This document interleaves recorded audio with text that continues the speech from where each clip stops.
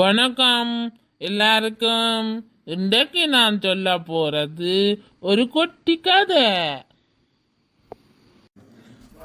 ஒரு ஊர்ல ஒரு தாத்தா இருந்தார். அவர் ஒரு உறவு கட்ட மாதிரியான ஒரு ஆள். அவருக்கு சுய புத்தியே இல்ல, மற்றாக்களுக்காண்டியே வாழ்றவ. ஒரு நாள் என்ன நடந்துச்சுண்டா, அவர் ஒரு தாரா வேண்டி கொண்டு வந்தாராம். அந்த தாரா என்ன செஞ்சதுண்டாலாம், ஒரு பொன் பார்த்து விட்டுச்சான்.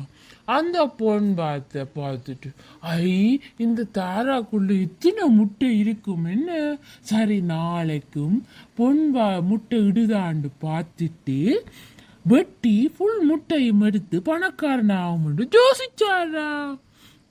அதுக்கப்புறம் நாளைக்கு பார்த்தா அது பொன் முட்டையாவே இட்டுச்சான். அப்ப இவருக்கு பேராசை வந்து அந்த தாரா ஒட்டி பார்த்தா அதுக்கு முட்டையே இல்லையா.